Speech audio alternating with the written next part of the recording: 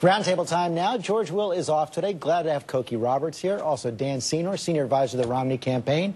Steve Ratner, who ran the auto bailout for President Obama at the Treasury Department. And two congressmen, Congressman Tom Cole of Oklahoma, also a member of the Republican leadership, and Keith Ellison, Democrat of Minnesota, chair of the Progressive Caucus in the House. Let's talk about what we just heard from Tim Geithner. Cokie, he says they're making progress.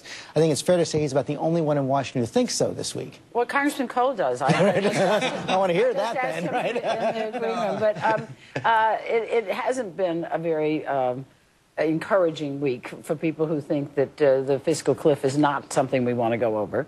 And I think that the president's proposal that was put on the table was something that the Republicans were not going to accept, even close to accept. So it had the air of a bazaar, you know, bargaining in a bazaar. Put a really high price out there so that when you start the negotiating, you feel like better about it. The question is, when will the real negotiating begin? Well, so Congressman Cole, you actually think there was progress there, even though I think you thought... I want to thank the President, Tim Geithner, for reuniting and re-energizing the Republican caucus, because that offer, they must think John Boehner is Santa Claus, because that's a Christmas wish list, not a real proposal. And in that sense, I think we took a little step back at the end of the week. Now, at the end of the day, do I think we'll arrive at a deal? Yeah, I actually do.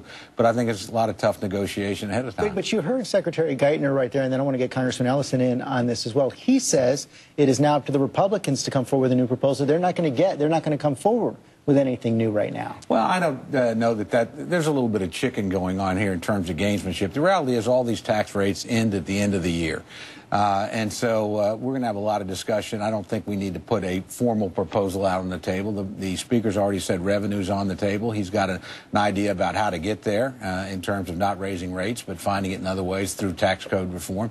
I think that makes a lot of sense, and that's a doable thing. But beyond that, you know, we'll wait and see how the negotiations go. What we heard from Secretary Geithner, Congressman Ellison, is that Social Security for now is off the table in these negotiations. But talking about significant cuts in Medicare, can your caucus accept those? Well, it depends on whether they're going to cut benefits to people. I was meeting with seniors in my district just yesterday, and they're very worried. I mean, we have seniors who are already paying more than they can afford for medications, already worried about that. I'm not going to go to those people and tell them that they're going to do less while we're not going to raise taxes on the top 2%. That's just ridiculous. And, you know, I think Tom's right. We probably will end up with some kind of a deal, but it's not going to be on the backs of the most vulnerable people in our country. And I think that people at the top of the income scale... So you will agree that something is going to happen, Dan Senor, that conflicts at least with a lot of the reporting I had on Capitol Hill this week, where you saw both significant numbers of Republicans and Democrats more willing to accept the idea of going over the cliff, at least for a few days. Yeah, I mean, I think that, as one Republican House member said to me, good lesson in negotiating is don't make your opening offer one of humiliation, which is what Republicans felt the White House had put forth in the last couple days. I think there is a sense now, Republicans I've spoken to, particularly in the leadership, have said, look, if we go over the cliff, we're going to get blamed. Republicans are going to get blamed. No question about that. The view is shifting a little bit now, where there is a sense that if President Obama goes into his second term and poisons the environment so much that he can't get a deal and we go over the cliff, it is going to be so toxic for year 2, year 3, year 4, and Republicans have some leverage too. That the president has to be worried about his legacy and how he's going to govern through his second term. And even though Republicans might get blamed, this whole idea that the president's bringing the country together is something he wasn't able to do in his first term. If he can't do it in his second term, it could be very problematic. That is something the Democrats have to be wary of, isn't it? Yeah, but I don't see it that way at all. Look, the president has made a proposal. It may not be what everybody likes. When you go out to sell your house, you don't put on the price on it that you're actually willing to sell it on. You start at a place and you negotiate. I don't think it was an outrageous proposal. It's consistent with everything he said before. But it's a proposal. It's a real proposal. The Republicans have put no proposal on the table. Nothing. Not a zip. And so if we go over the cliff, it is not at all clear to me that the American people are going to blame the president as opposed to a party that has put nothing on the table. This business of the blame is really dispiriting, because the idea of, who's going to get the blame instead of figuring out how to keep it from happening is exactly what drives voters nuts. They might have to be aware of who's going to get the blame before they come to a deal. One proposal that came this week was from you, Congressman Cole, and it caused some consternation in Republican ranks from the House Speaker. You're saying accept part of the president's proposal. Pass right now an extension of the tax cuts for 98% of Americans, and then fight over the rest later. I want to show what Speaker Boehner had to say about that. Well, I told Tom earlier in our conference meeting that I disagreed with it. You're not going to grow the economy if you raise tax rates on the top two rates. It'll hurt small businesses. It'll hurt our economy. It's why this is not the right approach. I saw he disagreed, but I see other Republicans coming forward, including Bill Kristol, the weekend senator, think you have a good idea. Called me a wonderful friend. Yes. It's nothing personal. Yeah, absolutely not. But yeah, actually, it really is. Look, this is I actually do believe that we should take things where we agree with the president, and we do agree on this, and take them off the table one at a time. And this would actually, I think, strengthen our position in the course of negotiation, because it moves us to where the president has not been very specific. Spending restraints, entitlement reforms. And it leaves us free to still fight to keep rates constant and try to reach revenue in another way, which the speakers talked about. But at the end of the day, again, these rates hit every single American at the end of the month. It's not as if Congress, has to do something to keep that from happening. It actually does have to do something to prevent us from having this. I think we should start politically very smart move. I mean, we're talking 90... You're helping him in his caucus right now, but go ahead. Actually, I'm not so sure. Now, if Dan will say that. But 98% of Americans then know that their taxes are not going to go up in January. Their payroll taxes might, but that their income taxes are not. And that is huge. And the truth is, from what I'm hearing, the top 2% better start making financial plans. Well, there's no question about that. But what's wrong with this proposal?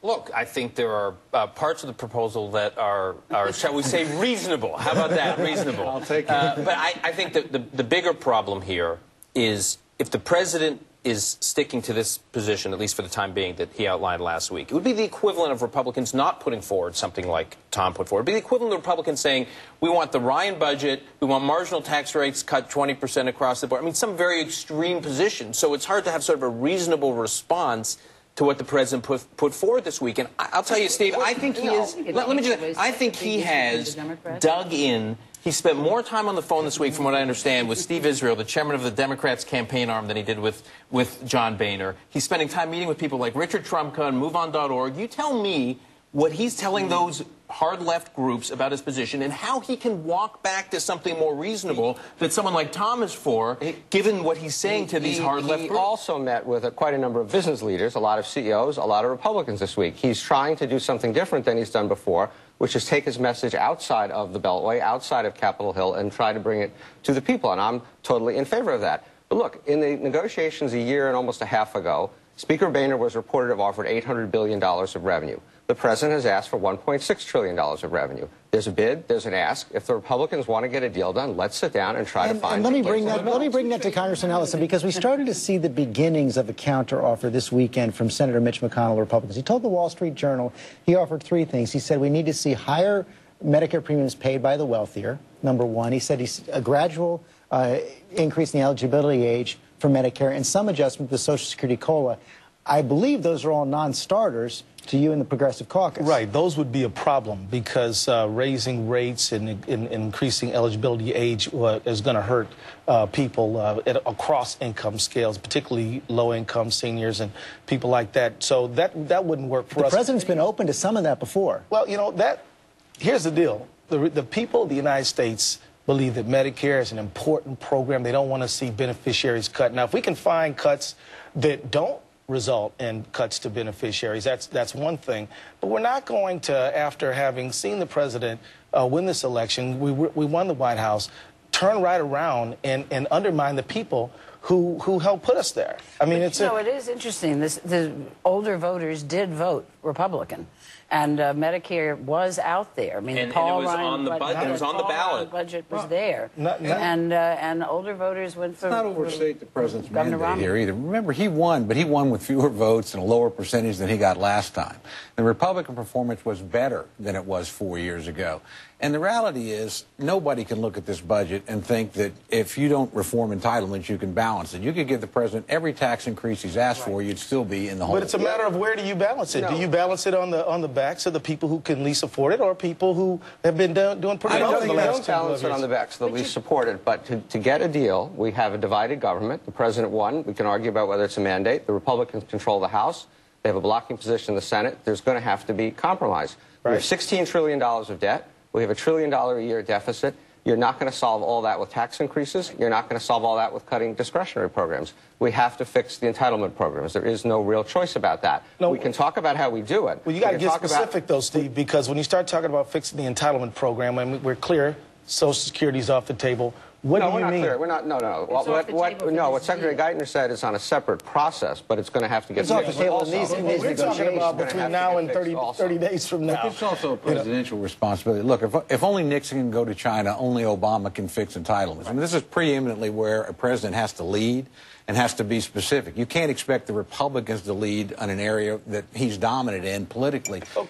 Here's an entitlement idea. Here's a way to help support Medicare. Let Medicare Part D negotiate drug prices. That'll save us $157 billion. Keith and Steve here, this is, to me, the much more interesting debate than Tom and Dan. No, because I think the president has done exactly what he's done in the past in this negotiating. He's not sitting it down, grinding out with John Boehner. He's out giving speeches, rallying his base, getting Obama for America very organized, meeting with groups like MoveOn.org. How will he be able to... Americans. Right, so how will he be able to walk back from the position he's taken? Will the base of your conference feel like he caved? Well, they say the president just won this historic re-election. How can he walk back now, just after he's won re-election, from this position he's taken over the last week? Because is he somewhat boxed in? Well, I think that he's got the wind at his back. The American people want him to stand up for these essential programs. Now, look, American people do want to see cost containment, but we can do that in ways that doesn't result in cuts to beneficiaries. I think that's... So we've got two intra-party battles going on. We're going to have to take a break right now. We have a lot more roundtable ahead.